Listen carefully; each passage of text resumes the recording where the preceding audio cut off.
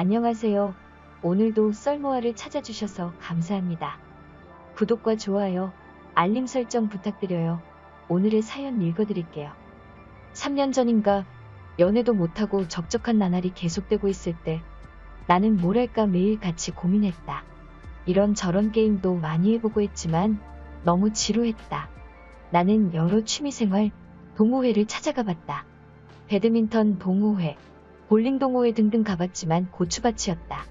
꽃은 하나인데 벌레들만 득실득실한 꼴이었다. 배드민턴 동호회를 2주 동안 가보고 그만두고 볼링 동호회 가면 여자들이 많다고 해서 가봤는데 거기도 똑같았다. 회사 집 반복되는 일상이 지겹고 무료했다. 그러던 중 친구 한 놈이 야 우리 등산 가자 라고 했고 마음이라도 털고 올 겸 친구와 등산을 갔다. 마음도 적적했는데 산을 오르니 잡생각도 없어지고 몸이 힘드니 아무 생각도 들지 않았다. 등산 중 여러 사람들을 봤는데 생각보다 많은 사람들이 등산을 즐기는 것처럼 보였고 나이 또한 젊은 층 나이 드신 분 등등 많은 사람들이 등산을 하고 있는 게 보였다. 여러모로 생각보다 즐겁다는 걸 몸소 느꼈다. 시원하고 신선한 공기, 계곡, 물소리, 폭포, 산의 경치도 볼 게 많고 사람 구경 또한 재미였다. 산 중턱쯤 올랐을 때 한 무리가 보였는데 뭔가 궁금해서 친구한테 물어봤다. 야 저기는 뭐 이리 떼거지로 산을 오르는 거야? 회사에서 왔나? 라고 물었다. 그러니 친구가 하는 말이 그런 경우도 있는데 요즘은 산악회가 유행이야 라고 했다. 나는 그래?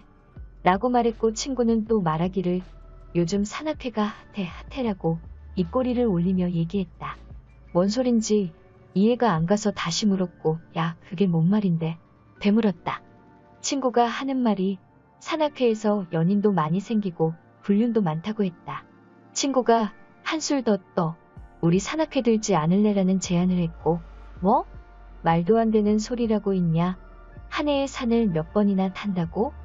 라고 말을 했지만 마음속으로는 괜찮겠다 싶었다. 그런데 나는 산을 그렇게 좋아하지는 않았지만 갈등과 고민이 생겼다.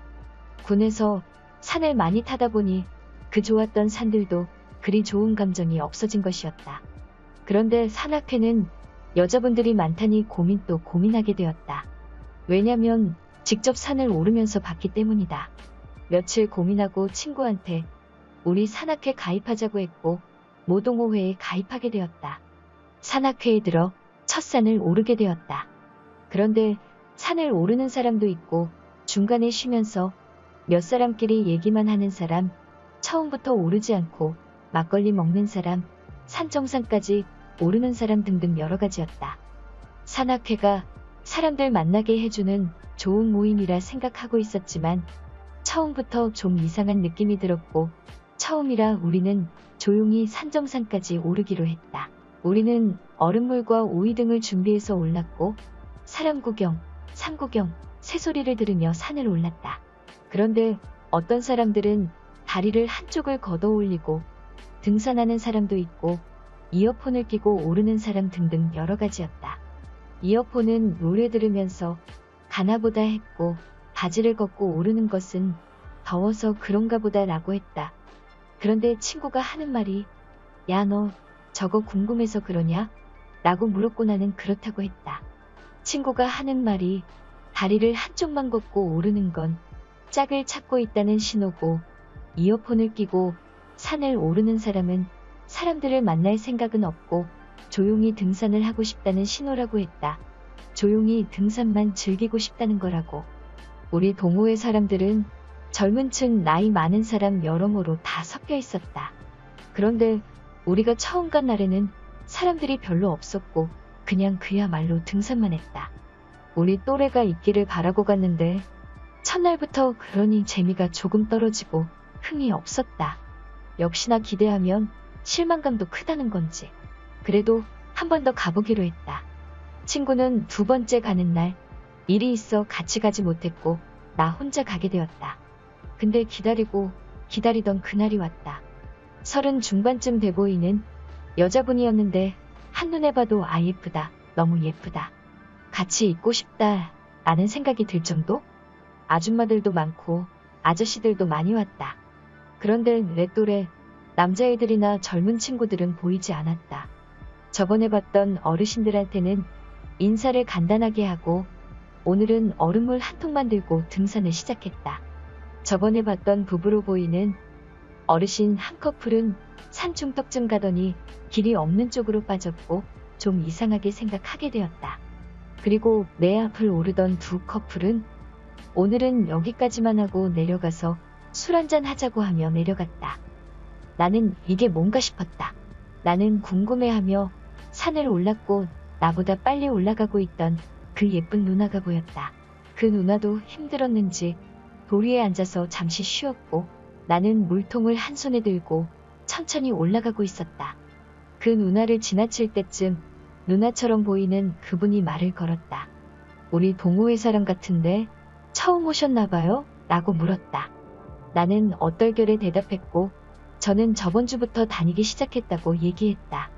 그리고 저번 주에 왔을 때는 안 보이셨는데 저번 주에는 왜 안 오셨냐고 물어보기도 했다. 물어보니 친구 결혼식에 있어 못 왔다고 했다. 그 누나처럼 보이는 분은 나에게 나이와 이것저것 물어봤고 나도 물을 마시면서 그분의 나이를 물어봤다.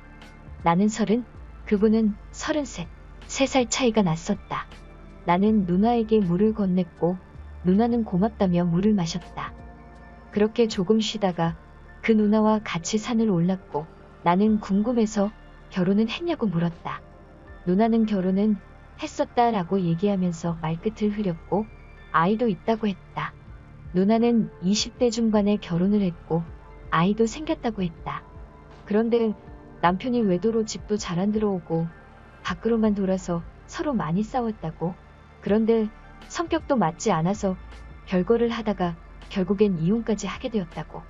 처음 만났는데 오랜 친구처럼 속마음까지 얘기해주는 누나가 고마우면서도 불쌍해 보였다. 나는 누나에게 등산하고 술 한잔 하자고 얘기를 했고 누나는 오늘 약속 없으니 같이 한잔하자고 했다. 나이 차이가 별로 나지 않아서 그런지 금세 친해졌고 나는 그 누나 얘기를 더 듣고 싶었고 아픈 마음도 어루만져주고 싶었다. 나도 모르게. 우리는 이것저것 얘기하면 산을 올랐고 궁금한 것도 많이 물어봤다. 아까 궁금했던 산중간에서 옆길로 빠지는 커플도 물어봤고 산에 와서 산은 안 타고 바로 술 먹으러 가는 사람도 물어봤다. 그런데 그 누나가 하는 말이 산길 옆으로 빠지는 사람들은 산에서 서로 몰래 사랑을 나눈다고 했고 물론 불륜이라고 했다. 등산 동호회는 부부가 같이 오는 사람은 거의 없다고. 그리고 산에 오르기 전에 술이나 먹고 내려가는 사람들은 산을 목적으로 하는 사람이 아니라 불륜에만 관심을 갖고 속된 말로 떡만 치러 오는 사람이라고. 난 여기서 또 궁금한 점이 생겼다. 누나는 그래서 누나도 그런 마음으로 남자 꼬시러 동호회 다니는 거야? 라고 물었고 누나는 장난하냐? 라고 말하며 말을 넘겼다. 이래저래 올라가다 경사가 있는 곳이 나와 내가 먼저 앞서 올랐고 그 다음 누나가 올랐다. 그러던 중 경사가 심한 부분은 내가 먼저 오르고 누나 손도 잡아주었다. 누나라 그런지 더 포근하다고 해야 하나. 너무 마음이 작고 그 누나에게 가는 게 느껴졌다. 그리고 그 누나 손을 잡을 때 너무 부드럽고 너무 좋다는 감정이 내 머리를 돌아다녔다. 누나는 손도 하얗고 피부도 하얀 뭐랄까 백옥 같은 여자라고 해야 할까. 아무튼 그랬다. 우리는 그렇게 정상에 올랐고 해가 지기 전에 서둘러 내려가자고 했다. 나는 내려가기 전에 이것도 인연이고 추억이 될 텐데 사진이나 한 장 받고 내려가자고 했고 예쁜 사람을 여러 장 찍고 산을 내려왔다. 우리는 차를 타고 술집으로 향했고 술을 먹으면서 이래저래 등산 얘기, 살아왔던 얘기, 직장 얘기 등등 하면서 말을 이어갔고 누나와 나는 소주파였기에 술 또한 잘 맞았다. 술이 한 병 한 병 늘 때마다 누나의 눈은 촉촉해지는 걸 느꼈고 누나가 더 예뻐 보였다. 누나는 등산을 오래 해서 그런지 몸매도 군살 하나 없어 보였고 피부도 하얗고 그냥 다 예뻤다. 나는 누나는 별 생각이 없을 텐데 나만 이런 생각을 하고 있는 건 아닌가 생각했고, 또 나는 보수적인 편이라 돌싱녀를 만나도 되나 싶었다. 우리는 술이 우리를 먹기 전에 1차를 끝내고 집으로 향했다. 누나는 대리를 불러갔고 나 또한 대리를 불러 집으로 왔다. 뭔가 아쉽지만 집으로 돌아섰다. 집으로 가는 발걸음이 왜 이렇게 무거운지, 신발에 모래가 꽉 찬 느낌이랄까. 아쉬움을 뒤로 한 채 집으로 갔고 오늘 있었던 누나와의 생각을 떠올리며 꿀잠을 잤다. 나는 회사를 가며 한 주를 시작했고 다가올 주말이 너무 기대가 되었다. 누나가 이번 주 등산할 때 보자고 했기 때문이다. 그래서 그런지 시간이 너무 안 가는 것 같고 너무 보고 싶고 일도 손에 잘 안 잡혔다. 누나가 자꾸 생각이 나서 그렇게 한 주를 잘 버티고 주말이 돼 등산을 하게 되었고 누나와 한 조를 이루어 같이 산을 오르기 시작했다. 산을 타던 중 배가 좀 고프다고 했는데 누나는 가방에서 김밥을 꺼내주었고 넣어주려고 아침에 직접 만들었다고 했다. 이게 꿈인가 생신가 나를 위해. 나는 누나와 맛있게 먹었고 산도 오르고 경사가 가파른 곳은 손도 잡아주고 했다. 우리는 그렇게 점점 가까워졌고 나는 또 그렇게 느꼈다. 산 정상에 가까워질 쯤 누나는 내가 김밥 싸줬으니까 오늘은 네가 술 사라며 얘기했고 나는 좋다 오늘은 내가 산다라고 얘기했다. 산을 내려와서 우리는 또 한잔하러 술집으로 갔다. 오늘도 어김없이 소주에 소맥에 맛있게 먹었다. 그렇게 술을 기분 좋게 먹고 오늘도 피곤하니 누나는 집에 가자고 하겠지 생각하며 누나 피곤하면 집에 가자고 했다. 그런데 누나는 오뎅탕에 소주 한 병만 더 하자고 했고 우리는 신나게 한 잔 더 하러 갔다. 이번 술집은 칸막이가 되어 있는 방 같은 술집이었고 이런저런 얘기를 하다가 나는 잔재주로 송금을 봐주기로 했다. 누나는 오, 그런 재주도 있냐며 좋아라 했다. 누나 손을 펴서 왼손부터 봐준다며 스킨십을 하게 됐다. 손금을 봐야 하는데 자꾸 누나의 보드라운 손결이 느껴졌고 자꾸 딴 생각만 들었다. 누나는 손금을 봐준다면서 왜 말을 안 하냐고 했고 깜짝 놀란 나는 손금을 봐주기 시작했다. 손금이 신기한 게 어느 정도 맞는 것 같았다. 누나 이혼하고 재혼하는 손금도 보였다. 나는 누나에게 누나 머리도 좋고 돈도 잘 벌고 다 좋아요. 근데 이혼하고 재혼운이 있어요 라고 말했고 누나는 얼굴이 안 좋다가 그래? 그러면서 다 지나간 일이니까 좋은 사람 만나겠지라고 말하면 넘기려고 했다. 나는 때를 놓치지 않고 누나 그 좋은 사람이 내가 될 수도 있지 않을까요? 라고 말했고 그렇게 누나와 나는 눈을 마주보게 되었고 우리는 우리도 모르게 술김에 입술을 서로에게 주고 말았다.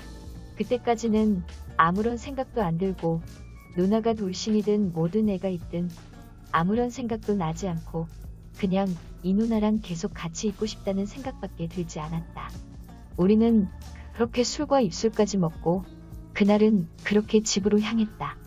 우리는 등산 동호회뿐만 아니라 밖에서도 자주 만나게 되었고 등산을 갔을 때는 다른 불륜 커플처럼 산을 오르다가 옆길로 빠져서 사람이 없는 데서 스킨십을 자주 했다. 뽀뽀도 하고 다른 것도 하고 사람들이 왜 자꾸 샛길로 빠지는지 그 이유를 그제서야 알았다. 불륜은 안 좋은 거지만 사람들이 왜 그런지는 알게 되었다. 저는 불륜은 아니지만 애딸린 돌싱녀와의 관계라 그런지 왠지 모를 짜릿함이 더 컸던 것 같다. 우리도 어느 순간부터 산정사는 근처도 안 가기 시작했고 술 먹고 모텔 반복했다.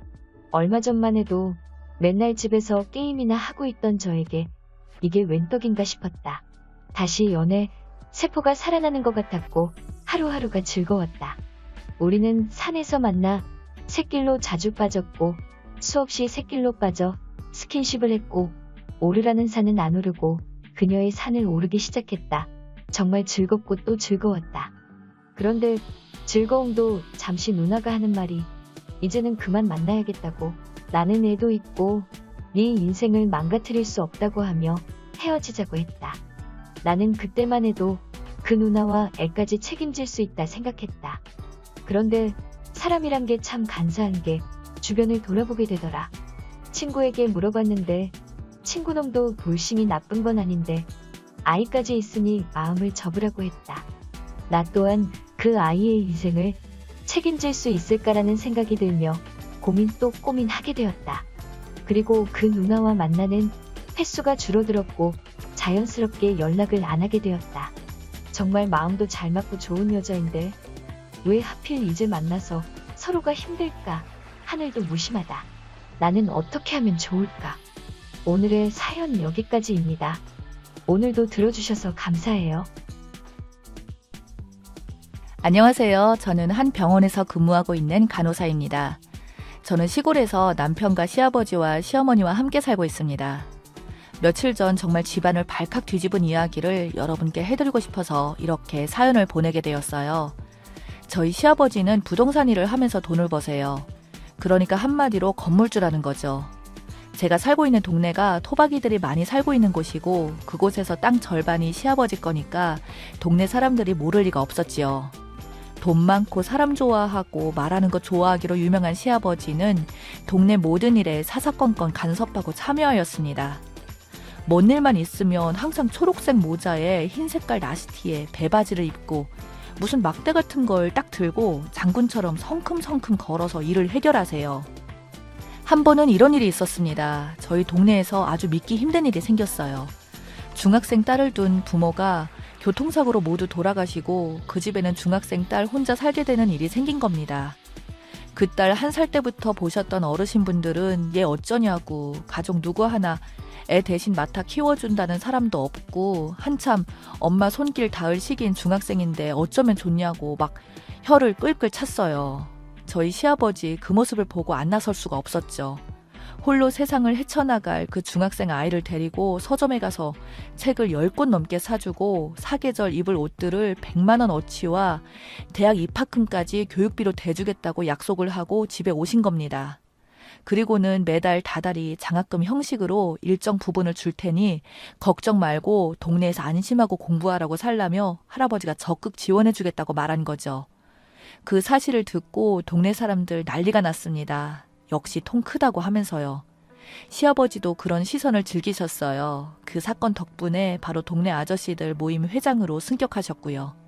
어머님은 처음에 그렇게 돈을 펑펑 써대고 오지랖을 부리시는 시아버지 때문에 여간 골썩힌 게 아니셨대요. 심지어 이런 일도 있었답니다.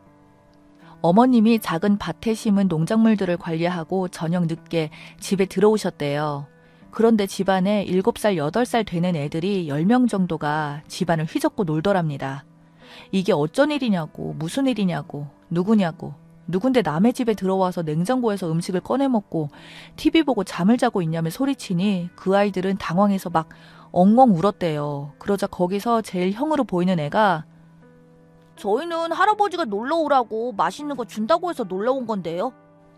하면서 똘망똘망 쳐다보더랍니다. 시어머니는 황당해서 아무 말도 못하고 있는데 갑자기 뒤에서 엄청 큰 대야 같은 곳에 감자랑 고구마, 옥수수를 잔뜩 삶아서 들고 시아버지가 오시더랍니다. 당신 이게 어떻게 된 일이야?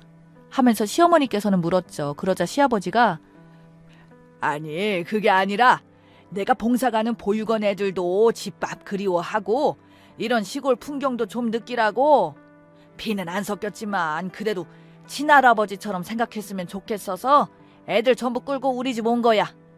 마침 잘 왔어. 저기 가마솥에 햇감자, 고구마, 옥수수 삶아놨으니까 당신도 좀 먹어. 라고 하면서 어머님에게 애교를 부렸답니다. 화난 거 풀라고요. 어머님은 당연히 모르는 애들이 집에 와서 난장판을 피워놨으니 얼마나 화가 났겠어요.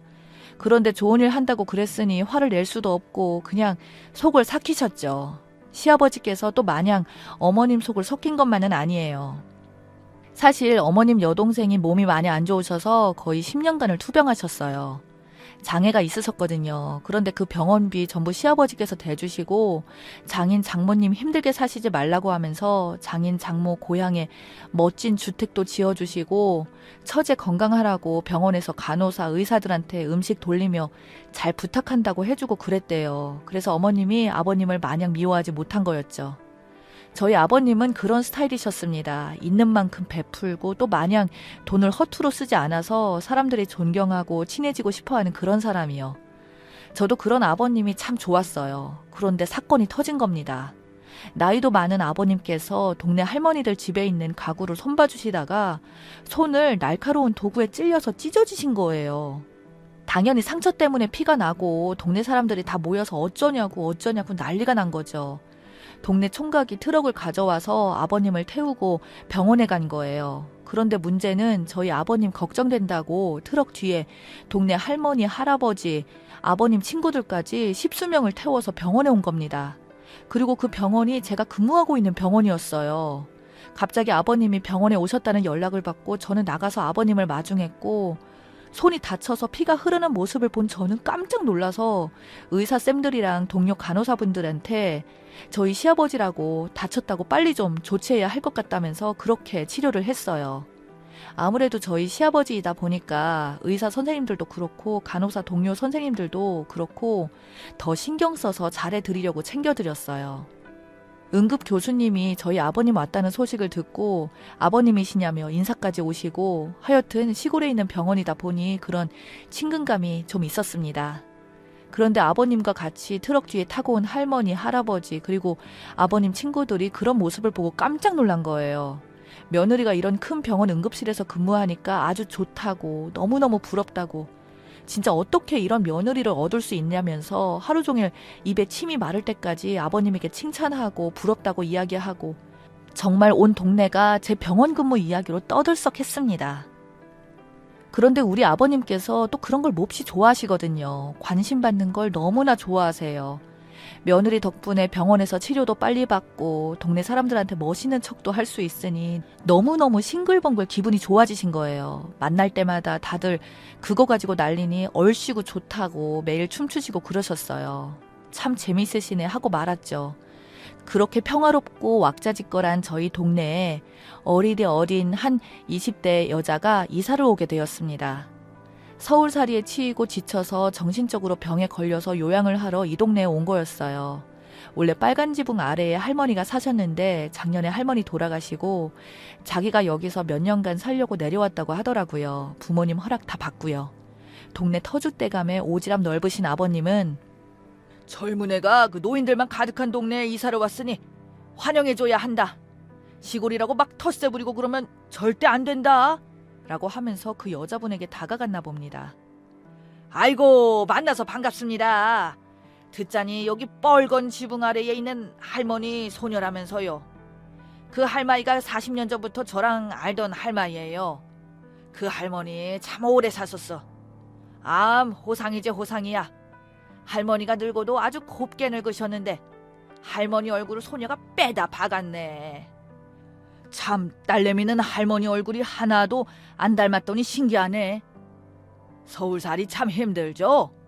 요즘 사는 게 그래. 우리 때야 일자리도 구하기 쉬웠고 집만 몇 채 사 모으면 그냥 먹고 살기 쉬웠는데 요즘 애들은 뼈 빠지게 일해도 그저 입에 풀칠할 정도 겨우 벌고 집도 한평생 일해서 겨우 살까 말까이니 얼마나 힘들겠소. 다 알아 다 알아. 편하게 생각하고 힘들면 우리 며느리가 또 사람 마음을 잘 헤아려 줘요. 며느리가 30이 훌쩍 넘었어도 아직 마음은 20대니까 막상 친해지면 말도 잘 통하고 말동무도 할 수 있을 거요. 그런데 우리 며느리가 병원에서 간호사요. 간호사 아주 따봉이었다고. 의사도 나한테 와서 간호사 며느리 대단하다고 따봉을 날리더라니까. 하여튼 그게 문제가 아니라 마음 편하게 가지고 이 동네에서 마음껏 쉬다 가셔야지. 배고프면 우리 집 뒤에 있는 자두나무 큰 거 있어. 여기에 그냥 자두 뚝 따서 오늘 먹은 다음에 먹어도 돼. 농약 안 쳤으니까 그냥 먹으면 돼요.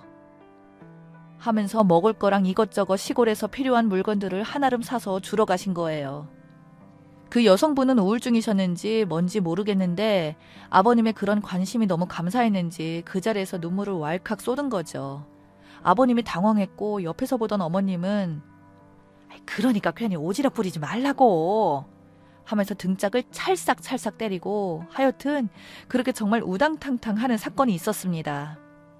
20대 여성분은 다행히 잘 적응하는 듯 했어요. 시골에 내려와 글 쓰며 돈을 조금씩 벌고 있다고 하더라고요. 여성분이 살고 있는 그 빨간 지붕집이 워낙 낡아서 이것저것 손봐야 할 게 많아서 제 남편이 가끔 그 집에 수리하러 갔기에 저도 얼굴을 몇 번 익혔지요. 남편도 동네에 거의 유일한 젊은 남자라 뭐 고칠 데 있으면 아버님한테 질질 끌려나가다시피 가거든요. 그런데 그렇게 평화롭게 지내고 있던 중 아버님에게 일이 터진 겁니다. 제가 병원에서 근무를 하고 있는데 갑자기 아버님이 울통 깐 채로 그 여성분과 완전히 찹쌀떡이 되어서 실려온 거예요. 깜짝 놀라서 이게 무슨 일이냐고 물었죠. 그런데 이야기를 듣자니 아주 기가 막히더군요. 그 여성분이 집의 벽을 혼자서 수리하다가 팔이 끼었나 봐요. 팔이 끼어서 아무것도 못하고 꼼짝 갇혀 있었으니 여성분이 집안에서 사람 살려달라고 좀 도와달라고 막 몇 시간 동안 소리를 쳤나 봅니다. 지나가다 그 소리를 들은 한 할머니께서 집안에서 팔이 껴서 아무것도 못하고 있는 여자를 보고 화들짝 놀라서 조금만 기다리라고 하며 저희 시아버지를 부르신 거예요. 또 우리 시아버지 출동해서 여자분 팔뚝 빼고 망가진 벽을 메꾸고 있다가 먼지가 너무 많이 나온 겁니다. 아버님이 먼지 좀 진정시키게 물이랑 고정시킬 접착제 같은 걸 좀 달라고 했나 봅니다. 접착제와 물을 가져온 여자에게 아버님이 물을 좀 달라고 했나 봐요. 여기 시멘트에 뿌리게요. 그런데 멍 때리고 있었던 그 여자분은 아버님에게 물이 아닌 순간 접착제를 준 겁니다. 먼지가 잔뜩 묻어서 그걸 좀 털어내려고 했던 아버님은 물과 흡사하게 생긴 순간 접착제를 손에 뿌렸다가 깜짝 놀라서 악악 소리를 질렀고 그 여자는 화들짝 놀라 무슨 일이냐며 하자 아버님이 이거 물이 아니라 접착제예요! 라고 해서 여자는 어떻게 하냐고 괜찮냐고 하며 아버님의 몸을 살피다가 여자의 팔뚝이랑 아버님 손이 떡하니 붙은 거예요.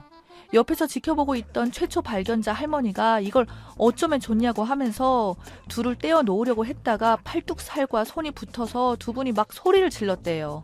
할머니는 빨리 물을 뿌려야 한다고 아버님 우통을 벗기고 여자의 팔뚝 소매를 가위로 싹둑싹둑 잘랐대요. 접착제가 옷에 붙어서 잘리지도 않고 완전 난리가 난 거죠. 이거 안 되겠다 생각한 아버님은 빨리 병원에 가야겠다고 한 겁니다. 그래서 가장 가까운 병원으로 가려고 마을 사람이 운전대를 잡았는데 아버님이 잠깐! 우리 며느리가 있는 병원으로 가야 해. 알겠지? 우리 며느리! 하면서 굳이 제가 있는 병원을 또 고집해서 저희 병원에 온 거죠. 아버님은 그때 저희 병원에 와서 저 덕분에 극진한 간호를 받고 또 마을 사람들의 부러움을 한 몸에 받았던 기억 때문인지 그렇게 접착제 몸이 붙어 옴싹달싹 못하는 상황에서 저희 병원을 고집한 거였습니다. 이걸 웃어야 할지 말아야 할지 그렇게 급한 상황에서 저희 병원을 고집하다니 감사하긴 한데 한숨이 나오더라고요.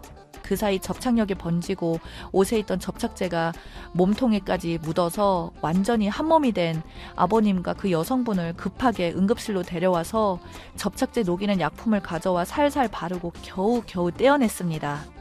그 여성분은 너무너무 죄송하다고 순간 정신을 못 차리고 접착제 달라는 줄 알고 물 대신 접착제를 주었다고 하면서 울더라고요. 우리 아버님은 울지 말라고 사나이는 이런 거 아무 상관없다고 어차피 다 늙은 할바이가 피부에 접착제 좀 묻었다고 문제될 거 뭐 있겠냐며 아가씨나 걱정하라고 태연하게 위로를 해주셨어요. 저는 그 이야기를 듣고 우리 아버님이 멋지네, 정말 대단하시네 하고 그렇게 치료를 해드렸네요. 다행히 아버님이랑 그 여성분 피부는 크게 찢어지거나 하지 않고 잘 녹여서 떼어드렸습니다. 아버님은 그 와중에도 역시 우리 며느리 최고라며 같이 온 마을 사람들에게 쌍따봉을 날렸네요. 그 사건을 계기로 저와 그 여성분은 말을 트게 되었어요. 우리 아버님 너무 오지랖 넓어서 힘들지 않냐, 불편하지 않냐, 조금 거슬리면 바로 말하고 내가 대신 아버님께 말씀드리겠다라고 하니 여자는 속마음을 꺼내더라고요. 사실 서울에 살 때는 너무 삭막하고 나 말고 아무도 관심이 없었는데 처음으로 날 가족처럼 생각해 주시고 이렇게 챙겨주시는 어른들이 있다는 생각이 들어서 우울증도 많이 호전되고 정말 하루하루 든든하고 행복해서 이 동네로 이사 온 게 정말 내 인생에서 신의 한 수인 것 같아요. 아버님이 항상 말 걸어주시고 먹거리 챙겨주셔서 너무너무 고마워서 어쩔 줄 모르겠어요. 라며 갑자기 눈물을 글썽거리는데 많은 생각이 들더라고요. 우리 아버님의 성격이 누군가에는 웃음과 기쁨을 주고 또 누군가에는 채울 수 있는 에너지가 되겠구나. 마냥 성가시게 볼 것만은 아니구나. 아버님 대단하시고 존경스럽다라는 생각이 들었습니다. 그렇게 그 사건을 계기로 저는 동네에 말동무 친구가 생겼고 마을 사람들과 한 발자국 더 가까워지게 되었어요. 참 웃기고 저 혼자 알기 아까운 이야기라 이렇게 사연을 보내게 되었습니다.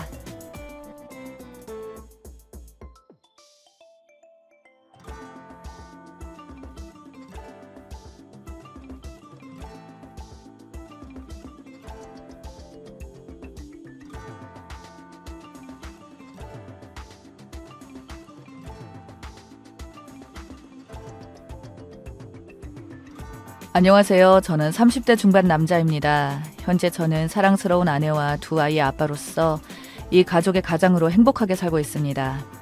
지금부터 제가 해드릴 이야기는 저희 어머니와 아버님에 관한 이야기입니다. 어린 시절 저희 식구는 3남매와 아버지, 어머니 5인 가족이었어요.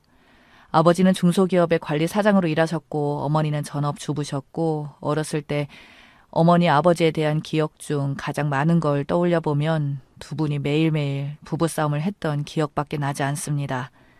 아버지는 직장은 성실하게 다녔지만 다른 여자와 눈이 맞아 외도를 하느라 저희에게 신경을 쓰지 않고 집에 늦게 귀가하거나 외박을 하는 일이 잦았습니다. 이 때문에 어머니는 속이 문드러져 썩어갔고 매일매일 부모님의 싸움 반복이었어요. 아버지는 자식들에게는 무뚝뚝했고 관심이 없었죠. 오직 자신만을 생각하는 이기적인 사람이었습니다. 한 번은 어머니가 지방의 외가 친척집에 방문하셨을 때 아버님은 화장 냄새가 지독하게 풍기는 젊은 여자를 집에 데리고 온 적이 있어요. 당시 저는 어린 나이였지만 직감적으로 그 여자가 아버지의 불륜 상대라는 걸 눈치챘습니다. 아버지는 그날 오후 저희 남매에게 작은 방에 들어가 놀고 절대 거실로 나오지 말라고 지시하고는 곧 그 둘은 안방으로 들어갔습니다. 낡은 1층 집이었고 예전에는 방음도 잘 되지 않던 시절이었기 때문에 더러운 소리가 방을 건너 저희 남매 귀에 고스란히 들렸습니다. 가만히 있을 수 없었던 저는 동생들에게 이불 속에 들어가 무서운 이야기를 해주겠다며 애써 그 상황을 피하려고 노력했습니다. 하지만 얼마 지나지 않아 좁은 방에서 동생 둘과 셋이 노는 것도 한계에 다다랐을 때쯤 막내 동생이 배가 고프다며 떼를 부려 저는 잠깐 아버지 몰래 주방으로 가기 위해 발 뒤꿈치를 들고 조용히 방을 나갔습니다. 옛날 저희 집은 주방 옆에 화장실이 바로 있는 구조였어요. 제가 주방으로 가서 냉장고를 열고 음식을 챙기려는 사이 화장실 문을 열고 나오던 상간녀와 눈이 마주쳤고 저를 본 그 여자는 깜짝 놀라며 소리를 질렀습니다. 그 소리를 듣고는 바로 안방에서 달려나오는 쿵쿵거리는 아버지의 발소리가 들렸고 저는 아무런 해명도 못하고 그대로 아버지에게 맞았습니다. 어렸을 때 기억이지만 아버지가 저에게 무슨 말을 했는지 아직도 기억이 납니다. 어린 놈의 새끼가 벌써부터 까져가지고 방에서 기어나와? 이런 똥물에 튀길 더러운 녀석아. 저는 아버지에게 맞으며 용서해달라고 눈물을 흘리고 빌었고 그런 저를 바라보며 작은 방 문 앞에서 여동생 2명은 엉엉 울었죠. 그 이후로는 기억이 잘 나지 않습니다만 제가 그 순간을 더 이상 기억하기 싫었는지 기억의 필름은 거기까지만 저장되어 있어요. 눈을 떠보니 저는 방에 누워 있었고 눈앞에는 눈물을 흘리는 어머니가 앉아 있었습니다.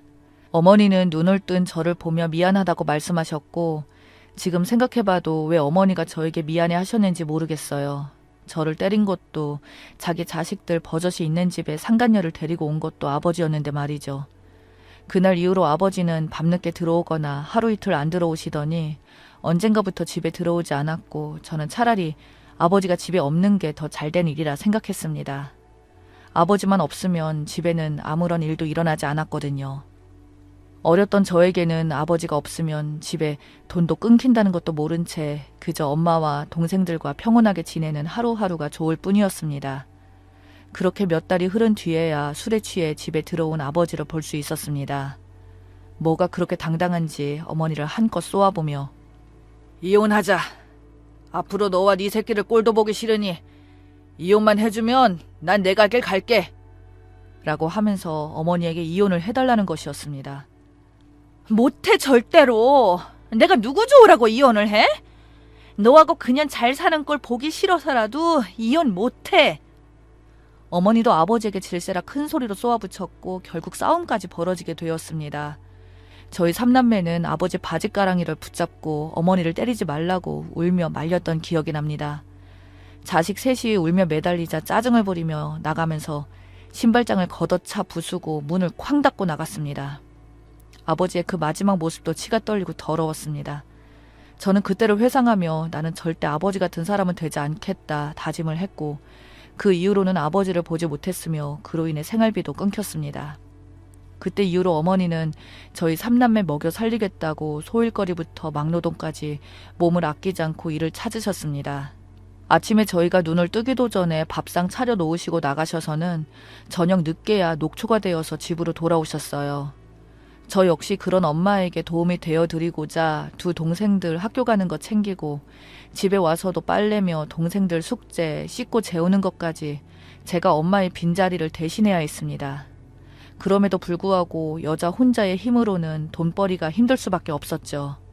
나중에 들은 사실이지만 어머니께서는 너무 힘에 부쳐 아버지 일하는 공장에 찾아간 적도 있지만 공장은 이미 문을 닫고 근처 사장님 말로는 다른 지역으로 이사를 가버려 아버지를 볼 수 없었다고 하더라고요. 그 이후로 저도 고등학생이 되면서부터 아르바이트를 하며 어머니에게 보탬이 되기 위해 열심히 살았습니다. 그 무렵 보증금 500만 원, 월세 50만 원 살던 집이 집주인의 빚으로 인해 경매로 넘어갔고 당연히 저희 식구는 길바닥에 나앉게 되었습니다.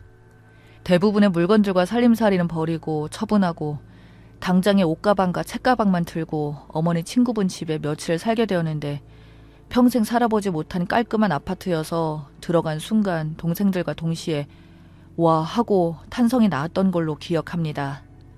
어머니 친구분은 부동산 업계 종사자였고 어머니에게 지금 비록 힘들더라도 청약을 넣어서 아파트를 마련하라며 요즘 대출도 많이 나와서 괜찮다고 조언해 주었습니다.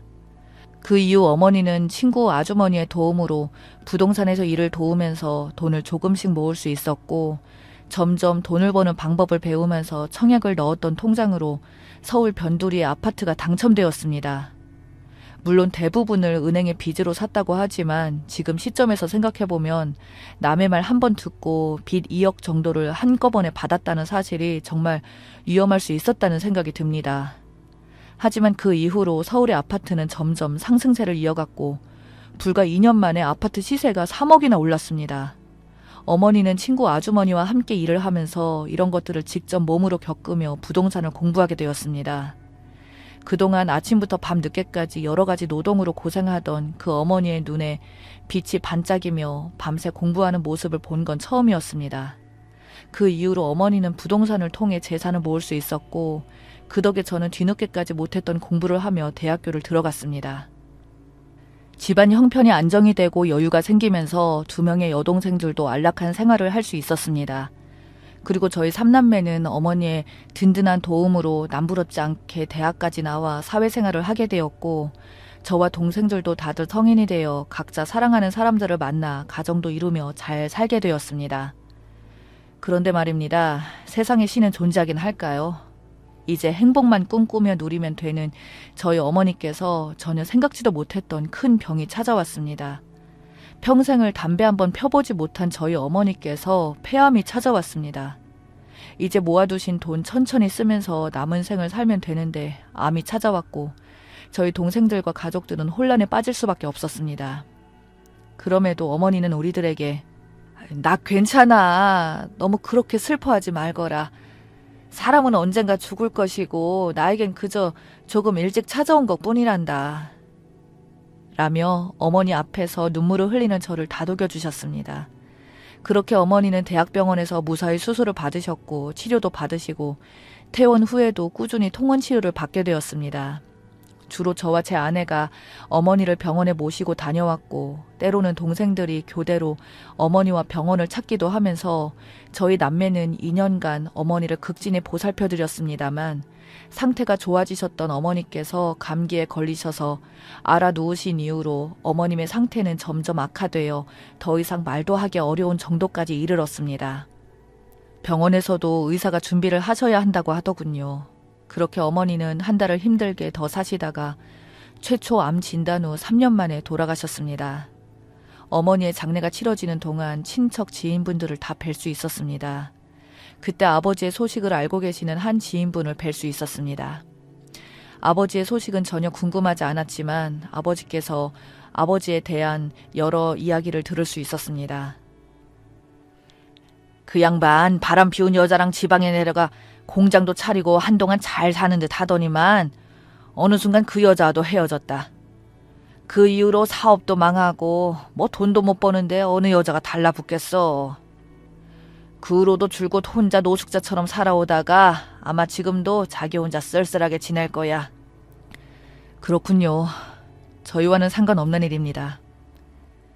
몇 달 전에 만난 적이 있었는데 너랑 여동생들 결혼식 사진을 내가 보여준 적이 있거든? 그걸 보더니 한참 말이 없더라. 그러다가 사진을 자기한테 보내달라 하더라고. 솔직히 자식인데 그래도 보고 싶겠지. 저희 3남매는 앞으로 아버지 볼 생각이 없어요. 그런 사진 보여주지 마세요. 정환아, 아무리 그래도 네 아비인데 그동안 저희랑 저희 엄마 얼마나 힘들게 살았는지 아시잖아요. 절대 그 인간 볼 생각 없습니다. 아버지에 대해 대화하는 것이, 그것도 어머니의 장례식장에서 어머니와 우리를 버리고 나간 인간에 대해 이야기하는 것조차 너무 거북했기 때문에 저는 더 이상 이야기하고 싶지 않다고 말씀드리고 자리를 떴습니다. 어머니 장례식이 끝나고 어머니가 돌아가시기 전 남겨주신 유언대로 저희 3남매에게 재산을 남기셨고 저희는 그 절차를 밟기 위해 알아보았습니다. 그런데 어느 날 모르는 전화번호로 연락이 왔습니다. 정환아, 잘 지냈니? 중년의 남성 목소리였습니다. 오랜만에 듣는 목소리였고 노쇠한 목소리였지만 그게 누구인지 바로 알 수 있었습니다. 저는 아무런 대꾸도 하지 않고 그대로 전화를 끊었습니다. 그리고 바로 전화번호를 차단했습니다. 갑자기 어머니 돌아가시니 연락을 왜 한 걸까? 이제라도 아버지 노릇을 하고 싶은 건가 싶었지만 그 인간에 대해서는 전혀 궁금하지도 않았습니다. 잠시 후 막내 여동생에게 연락이 왔습니다.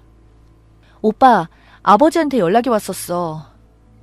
나한테도 왔었어. 그냥 전화 끊어버리지. 설마 대화했니?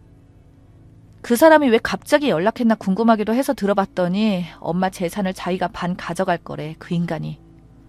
혹시 아버지 노릇을 이제라도 하려는 건가 했던 제 자신도 무색해졌습니다. 분명 어디선가, 아니 그 장례식장에서 지인분 통해서였을까요? 어머니가 생전에 재산을 많이 모아놓았던 것을 듣고 자기도 한몫 챙기려고 하는 것이었습니다. 기가 차서 말조차 나오지 않았죠. 하지만 이럴 것을 대비해서 어머니가 저희에게만 재산을 상속한다고 유언을 남기셨습니다. 어머니는 그동안 겪었던 아버지를 잘 알고 있었던 겁니다. 저희는 변호사와 상담을 하게 되었고 한 가지 모르던 사실을 알게 되었습니다. 어머니의 보유 재산과 보험금 등을 확인하면 20억 정도입니다. 아버지는 그 재산의 50%가 자기 것이라면 내놓으라고 소송을 걸겠다고 했죠. 저희는 엄마를 2번 죽이는 거라며 10원 한 푼 줄 수 없다고 했고 결국 아버지는 우리를 상대로 소송을 걸었습니다. 하지만 아버지가 몰랐던 것이 있었어요.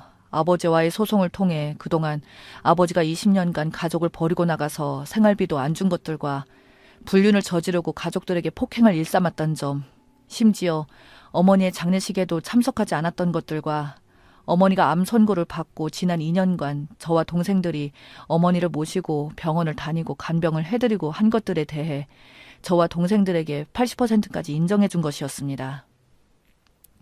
따라서 아버지는 자기 앞으로 받을 수 있는 유류분 청구 소송을 진행할 경우 80%를 제외한 남은 4억에 대해서 유산 상속, 집은 남편 1.5배, 자녀 1의 비율에 맞춰 아버지의 비율인 8,800만 원에 대한 유류분 청구 소송 2분의 1이 인정되어 4,400만 원을 주는 것으로 판결이 났습니다. 이런 판결에 아버지는 자기가 생각한 10억이라는 돈에 비해 매우 적었기에 분노했지만 반대로 저희의 입장으로 볼 땐 어머니의 피 같은 돈 10,000원 한 장이라도 그 인간에게 주고 싶지 않았기에 화가 나기는 저희도 마찬가지였습니다. 그래서 저는 어머니의 유산 상속에 관한 소송을 하면서 아버지에게 20년 동안 양육비를 받지 못한 것에 대해서도 소송을 진행했습니다. 불륜을 저지르고 처자식 버리고 나간 아버지라는 인간이 20년 만에 나타나 어머니가 힘들게 벌어놓은 돈에 손을 댄 이상 그냥 가만히 내버려둘 순 없었습니다. 저희 아버지에게 4,400만 원을 돌려주기 전에 양육비 청구 소송을 통해서 어머니의 피땀 어린 소중한 재산을 지키려고 합니다. 끝까지 붙잡고 버틸 수 있는 데까지 버텨보라고 해요. 그게 평생을 자식들을 생각하면서 인간 말종 같은 남편으로부터 자식들을 지켜내고 고생하신 어머니께 해드릴 수 있는 자식들의 마지막 도리라고 생각하니까요. 지금까지 제 사연을 들어주셔서 감사합니다.